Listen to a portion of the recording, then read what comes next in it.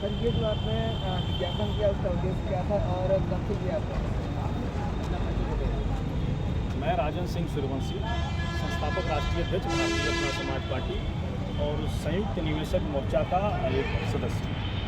देखिए, आज गोरखपुर जिलाधिकारी कार्यालय पर भारतीय जनता समाज पार्टी का प्रतिनिधिमंडल उपस्थित है ज्ञापन लेने के लिए, और संयुक्त निवेशक मोर्चा के तत्वाधान में पूरे देश भर में ये आज का कार्यक्रम चल रहा है।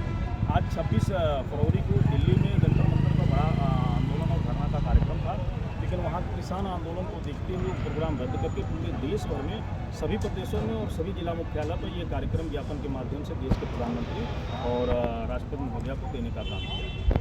ये दरअसल मुद्दा सहारा सहित विश्वामित्र है, BACL है, ऐसी तमाम लगभग 400 कंपनियां हैं जो सभी कंपनियों को, कुछ तो कंपनियां भाग गई, कुछ कंपनियों को कागजात सही न पाने की वजह से केंद्र सरकार ने पाबंदी लगा दिया और उनकी सभी कंपनियों की संपत्तियां सरकार जो है उसको अपने कब्जे में लेकर के चल।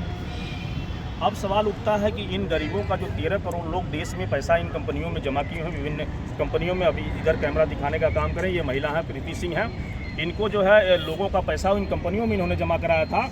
लेकिन बड़ा दुखद है कि जमाकर्ता बंधु इनके घर जाकर के दबाव देते हैं, इनके ऊपर मुकदमा लिखवाते हैं, ये अपना घर संपत्ति बेच करके लोगों का भुगतान करने का काम किए हैं। इस तरह से तमाम जो एजेंट बंधु हैं जिन्होंने पैसा जमा कराया था, उनके घर जाकर के जो जमाकर्ता बवाल करते हैं, उनको गाली गुप्ता देते हैं, उनके ऊपर मुकदमा लगवाने का काम करते हैं। सरकार की जिम्मेदारी है कि वो जो पैसा चिटफंड कंपनियों में जमा हुआ है उनकी संपत्ति को जब्त करके, सील करके और नीलाम करके एक एक जमाकर्ता का पैसा भुगतान कराए।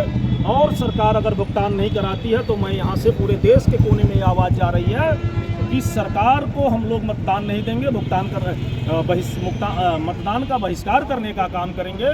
2024 में तो बहिष्कार होगा ही, लेकिन आगे अगर भुगतान नहीं होता है तो इसकी बड़ी उग्र आंदोलन लड़ाई होगी और देश भर में बड़ा आंदोलन होगा, क्योंकि 13 करोड़ लोग सीधे प्रभावित हैं।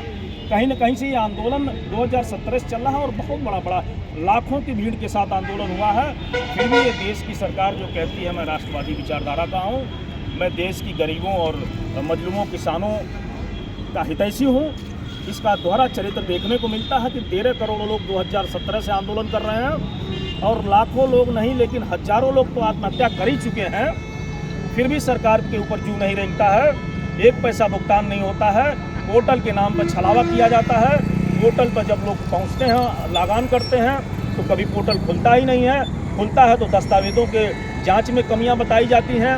लोग गांव गरीब किसान हैं, अशिक्षित हैं, लोगों ने पैसा जमा किया है, पोर्टल से संबंधित सभी लोग जा नहीं सकते हैं। इसलिए सरकार को कोई सरल और सुगम रास्ता निकालने की ज़रूरत है और एक एक व्यक्तियों की भुगतान कराने की ज़रूरत है। और ये 13 करोड़ लोगों के सम्मान की रक्षा करने का काम दायित्व है केंद्र सरकार का, और जो एजेंट बंधु पैसा जमा किए हैं उनकी सुरक्षा की भी जिम्मेदारी सरकार की बनती है। अगर इसके बाद अगर किसी एजेंट के ऊपर मुकदमा होता है या कोई आत्महत्या करता है तो ये सरकार की जिम्मेदारी होगी और भारतीय अपना समाज पार्टी सरकार के खिलाफ FIR दर्ज कराने का काम करेगी। भारतीय अपना समाज पार्टी के एक सिपाही क्रांतिकारी हैं, जनता के हितों को लेकर के निरंतर आंदोलन कर रहे हैं। जनता जिस दिन ये बात समझ जाएगी, ये आवाज़ जनता तक पहुंच जाएगी कि भारतीय अपना समाज पार्टी देश की इकलौती राजनीतिक पार्टी है जो गांव गरीब किसान सहारा सहित, विश्वामित्र सहित तमाम विभिन्न कंपनियों के आंदोलन को लेकर के लड़ रही है वर्षों से और उसके भुगतान का काम कर रही है, भुगतान दिलाने के लिए लड़ाई लड़ रही है। उस दिन जनता जिस दिन भारतीय अपना समाज पार्टी के साथ खड़ा हो जाएगी, सरकार को इस बात का पता चल जाएगा कि देश की जनता के साथ घोर अन्याय करने का परिणाम क्या होता है, सरकार धराशायी हो जाएगी।